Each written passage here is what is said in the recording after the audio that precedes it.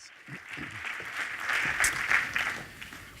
So actually, there are 127,000 people in the UK alone who are estimated to have Parkinson's disease.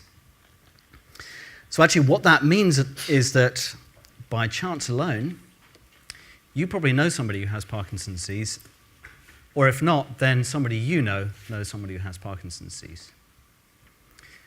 I do. My friend Jan Stripling. Now, what is kind of sad about this, I think, in many ways, is that because he was a ballet dancer, a virtuoso nonetheless, during his career, he spent his life, I guess, dedicated to precision movement. And as you all know, Parkinson's disease is a movement disorder. So that means that gradually over time you lose this ability to move. Now, I'm not a doctor, I'm an applied mathematician. So like many people who encounter this disease, I'd like to be able to personally aid research into doing whatever I can to help. In particular, if I can try to detect this disease early, then hopefully we could do something about it.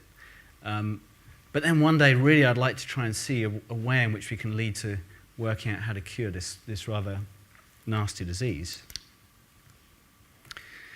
But to make any attempt to try and understand it, really, you've got to know what causes it.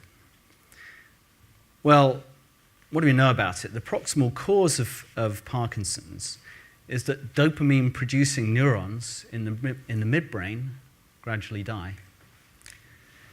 Now, perhaps that death of these neurons has been occurring for many decades prior to diagnosis. So it's an extremely frustrating disease because it's really not at all obvious why one person gets it and another doesn't.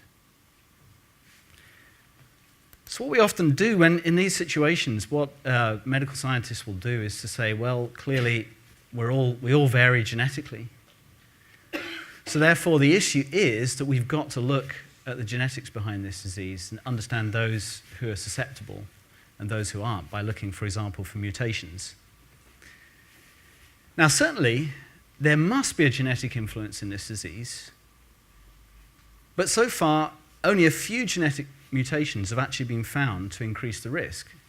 Again, it's incredibly frustrating because only a small percentage of those who go on to develop Parkinson's have a mutation that we can say, yeah, definitely that single mutation, for example, causes you to go on to have Parkinson's disease. So it can't be that genetics is the whole story. Certainly, our understanding of the genetics is very limited currently. Of course, we're making big strides in that, but genetics is a very complicated story, as you know, because the genetic influences, genes, of course, all interact with each other, and they create proteins, and proteins interact with each other, and there's regulation, there's all the other complexities that go on in biology. So perhaps it's all then due to, or mostly due to, phenotypic variation. Now, there are lots and lots of promising leads here. There's a protein, for example, that people are looking at called alpha-synuclein. Sorry if I've mispronounced that. As I said, I'm not a doctor. Now, the accumulation of this protein appears to be associated with Parkinson's disease. But in talking to my neuroscientist colleagues about this, they suggested, well, perhaps that accumulation of this protein is actually protective. It's actually a response to something else going on. So you see, there's this complicated story that maybe the things that we're really obsessing about now that might be the thing that we think is the essential cause of Parkinson's is not actually it at all, but actually a biological response to actually try and repair this disease. Now, there's another early symptom that appears to occur in many people who then subsequently go on to develop Parkinson's, but not all, and that's loss of smell. So that's loss of the ability to be able to smell. That seems to be a precursor in some cases, but not all, again. Now, yet another is so-called rapid eye movement sleep disorder. It's fantastic that Russell gave his talk earlier on because he set this up to talk about this important potential early sign of Parkinson's, that those who have this particular rapid eye movement sleep disorder are more likely to go on to develop Parkinson's. But otherwise, the evidence, unfortunately, is quite weak about all of this phenotypic variation, these signs being the things that go on to show who will develop Parkinson's and who won't. Now, the other aspect of disease that we very rarely look at is behavior. Does your lifestyle influence whether or not you go on to get Parkinson's, or for that matter, any other disease? Unfortunately, the answer is that no one really knows. And the main reason why is that it really hasn't been possible to actually measure behavior on anything like the kind of frequency and scale that we really need in order to actually understand how behavior influences disease or not. So the best information that we have about behavior, for example, comes from survey data. Now, survey data you might be able to collect that, say, once for a particular person, or perhaps maybe over an interval of months. But of course, behavior is not what happens on the survey. Behavior is what happens all the time. And so trying to monitor behavior is extremely important. So this is what my point of view on this really is, that obviously we're not going to get complete answers unless we look at these three aspects.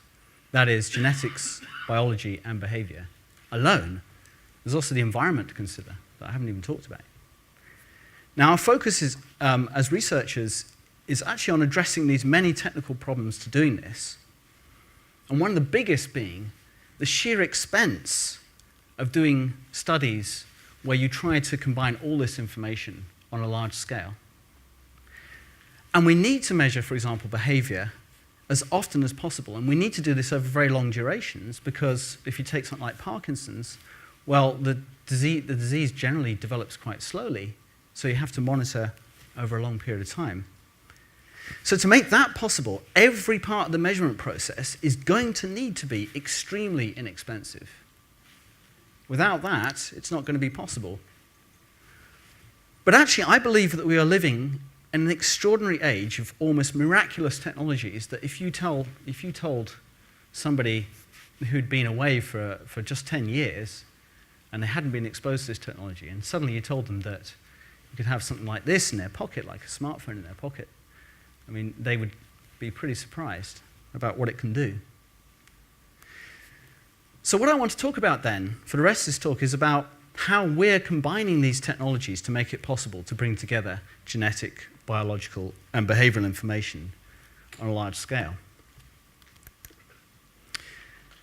Our approach is to see what is out there and to adapt whatever measurement technology is currently widely available to potential participants in our trials. This means, for example, commodity smartphones. So we were able to buy these for about $7 each. Now, I mean, these are full-featured Android smartphones, and you can get them end of line for an incredibly small cost. So it's possible to buy hundreds of those and give them out to participants at next to no cost at all. Now, a telephone is another measurement device, although you don't often think about that, and we've been able to show in the past that you can use a voice to detect whether or not somebody has Parkinson's.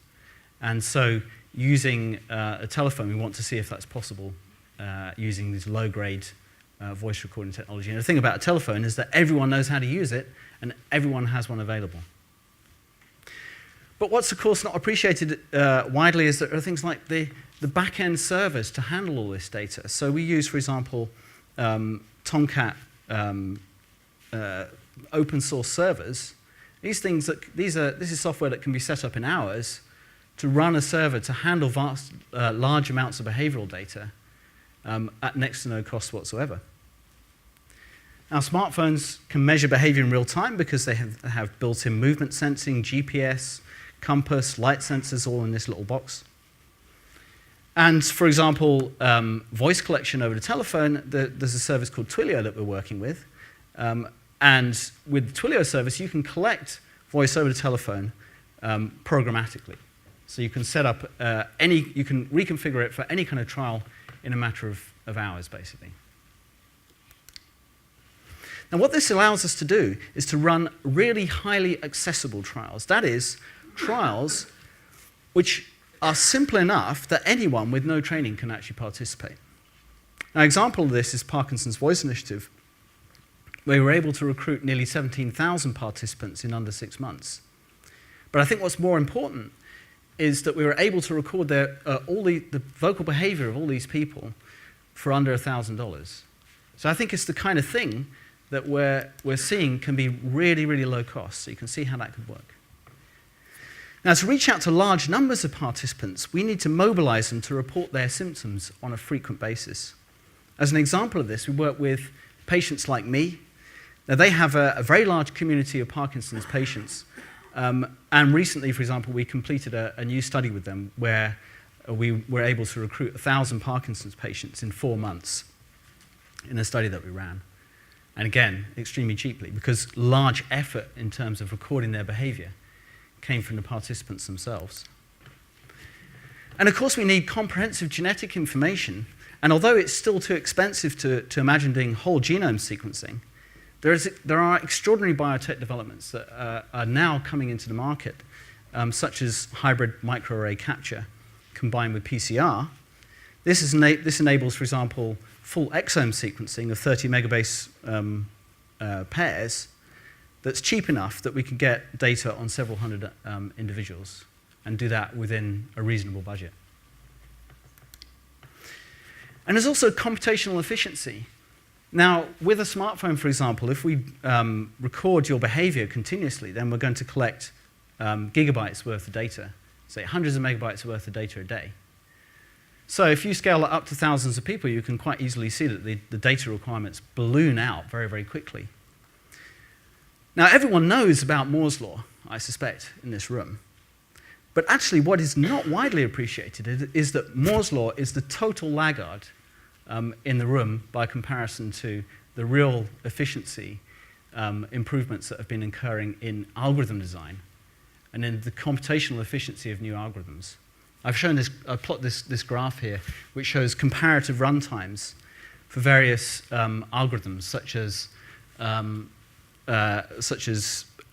the Gauss-Seidel method, or successive over-relaxation in numerical optimization, versus the brute force computing power required over time to just take the vanilla algorithm that was available in the 1960s and just run that faster and faster on better and better hardware.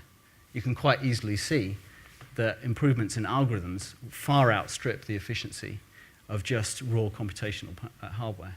And that efficiency increases, is continually ongoing. So don't underestimate the power of human ingenuity, of course. So what that allows us to do is to take this data and use it to make objective clinical predictions about Parkinson's that actually rival expert assessment for accuracy. The final piece of the puzzle is about scientific knowledge. As individual researchers, we bring one particular perspective to the problem. But relying on our perspective alone could have the risk of building in our prejudices, and all scientists are prejudiced by their particular experiences. So what we're working with is an organization called Sage Bionetworks, and that allows us to set up the legal and ethical framework to share data freely with other researchers. And that way, what we can do is we can pool diverse expertise in analyzing this data, which is always needed because of the fact that one perspective is not enough. So what I've been able to convince you is that the technologies that are already at our disposal, when they're combined together, can actually be extraordinarily effective at lowering the costs of doing very comprehensive clinical trials when remote measurement is the primary means of collection of this kind of data. And I believe that we need to collaborate as widely as possible, because in the broadest sense, everyone here is both a patient and a researcher at some time or another. We will all get sick, or someone we know or someone we love will get sick. And everyone, sick or not, is interested in and actually contributing in their small way to the growth of medical knowledge. And by this route, we hope to accelerate discovery in this disease. People with Parkinson's deserve it, We all deserve it. We deserve to have our data collected, shared, and analysed in the most unbiased and the most efficient way possible, using the most sophisticated techniques that we can bring to bear on this problem right now. And I hope that I've shown you that this can be done at extremely low cost. Thank you very much.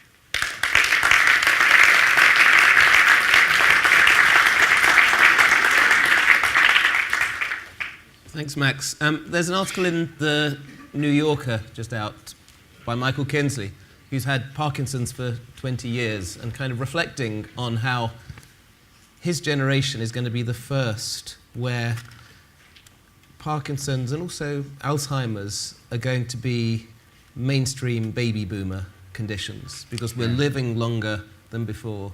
We're not being caught out by other illnesses first. Yeah. So how do we, as a society, how do regulators need to think about this if, forget 100 and something thousand, if there are going to be millions of people in countries like this with Parkinson's?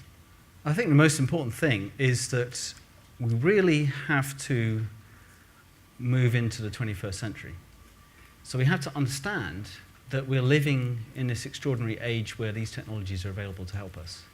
And that means that if you don't understand the technology, go and talk to somebody who does, because these people will tell you what is the adjacent possible, as Billy was saying.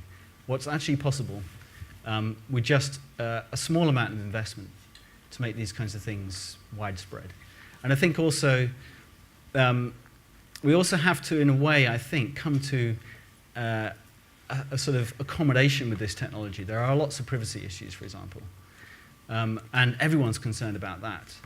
But I think if you ask most people, you say, would you like to share your, would you like your data to be shared in order to do this kind of research, in order to contribute to it? They would say, hands down, yes, of course. You know, the health issues almost trump the privacy issues in lots of ways. So, while I'm not saying it's not important, I think understanding exactly how this technology is going to help and how it can help is something actually that needs to be appreciated, but also, of course, is a burden on us as technologists to make people aware of that. Well, this is one step towards that understanding. Thank you, Max Little. Appreciate it. Thanks.